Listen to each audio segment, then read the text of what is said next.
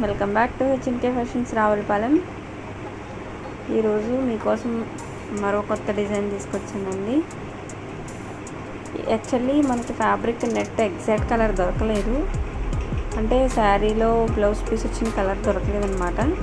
So దానికి కింద gold colour వేస్తే ఆ కలర్లోకి వస్తుందని చెప్పి ఒక ఐడియా వచ్చింది నాకు. ఎందుకో సడన్గా అనిపించింది దాన్ని అలా చేద్దామని చెప్పి. సో దాని కింద గోల్డ్ కలర్ నెట్ వేసి పైన వైలెట్ కలర్ అండ్ దానికి కింద కెన్ నెట్ వచ్చేసాను. సో ముందు ఒక డ్రాఫ్ట్ వేసాను అనమాట. డ్రాఫ్ట్ వేస్తే ఏమవుతుందంటే మనకి ఎగ్జాక్ట్గా ఎక్కడ డిజైన్ వస్తుంది అన్నది ఒక క్లారిటీ వస్తుంది. సో ఆ క్లారిటీ వచ్చిన తర్వాత మనము ఇలా పీస్ కట్ చేసుకుని దాన్ని మళ్ళీ అటాచ్ చేశాను అనమాట. సో ఇప్పుడు మొత్తం ఫస్ట్ సిట్టింగ్ అవ్వాలి కాబట్టి, అంటే మనం కింద కట్ చేసి పెట్టుకున్న ఫ్యాబ్రిక్ నెట్ ఫ్యాబ్రిక్ కాబట్టి అది దీనికి అటాచ్ అవ్వాలి కాబట్టి, సో ఫస్ట్ డిజైన్లో ఒక సింగిల్ స్టిచ్ ఒకటి వేస్తుంది. అది వేయించేసిన తర్వాత ఇప్పుడు సర్కిల్స్ వేసుకొస్తుంది అనమాట. మరి ఇప్పుడు నార్మల్గా ప్లెయిన్ క్లాత్ మీద మనము స్టిచ్చింగ్ చేసాం కదా జస్ట్ మార్కింగ్ కోసమని, మరి ఇప్పుడు నెట్ క్లాత్ పట్టుకోవాలి కాబట్టి ప్రతి సర్కిల్ అటాచ్ అవ్వాలి కాబట్టి, ఎందుకంటే మనం కట్ చేయడానికి ఈజీగా ఉంటుంది అనమాట. అందుకని ప్రతి సర్కిల్ మళ్ళీ స్టిచ్చింగ్ చేయిస్తున్నాను. First circle and second third అలా కుడుతుంది అనమాట. నెట్ ఫ్యాబ్రిక్స్ చేసేటప్పుడు చాలా కాన్సన్ట్రేట్గా అండ్ చాలా ఇంట్రెస్ట్తో చేయాల్సిన వర్క్ అండి ఇది. ఏదో వర్క్ చేసేసాము అని చేయకూడదు ఎప్పుడు కూడా. నెట్ ఏంటంటే త్వరగా చిరిగిపోయే అవకాశం ఉంటుంది కాబట్టి మన దగ్గరికి వచ్చే వర్క్స్లో నెట్ ఫ్యాబ్రిక్ వర్క్స్ వస్తూ ఉంటాయి. మనం చేసేటప్పుడు ఏంటంటే ఫస్ట్ నేను సింగిల్ లేయర్తో చేశానండి వర్క్. అది సింగిల్ లేయర్తో చేసినప్పుడు ఏంటంటే చిరిగిపోయింది.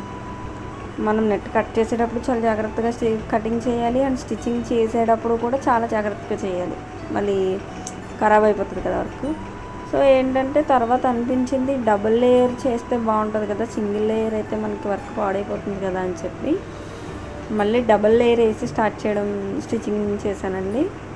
చాలా ఎక్సలెంట్గా వస్తుంది. నెట్ ఫ్యాబ్రిక్ ఏం చిరగదు మనకు వర్క్ చేసినప్పుడు. ఈవెన్ సింగిల్ ఫ్యాబ్రిక్ మీద కూడా ఏం చిరగదు, కానీ అంటే ఏంటంటే తర్వాత ఫ్యూచర్లో యూసేజ్ తక్కువ ఉంటుంది అనమాట చిరిగిపోవడం వల్ల. మళ్ళీ ఇంకా అప్పటి నుంచి కూడా డబుల్ లేయర్ వేసాను. ఇప్పుడు సర్కిల్స్ కట్ చేద్దాము. ఫస్ట్ కట్ చేసేటప్పుడే చాలా చాలా జాగ్రత్తగా కట్ చేయాల్సి వస్తుందండి.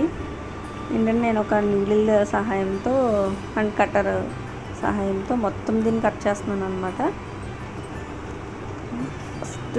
ఫస్ట్ చిన్నది పీస్ తీసి కట్ చేయడమే టఫ్, తర్వాత అంతా కూడా కొంచెం ఈజీగానే అయిపోద్దండి ప్రాసెస్ అంతా కూడాను.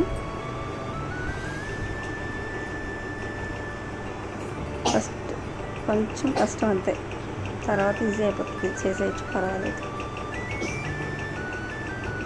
సెకండ్ది కూడా కంప్లీట్ అయిపోయింది. థర్డ్ ఫోర్త్ ఫిఫ్త్ అలా మీకోసం మరీ ఎక్కువ ల్యాక్ చేయకుండా నేను కొంచెం ఫార్వర్డ్ చేశాను అనమాట, అంటే కొంచెం స్పీడ్ పెట్టాను.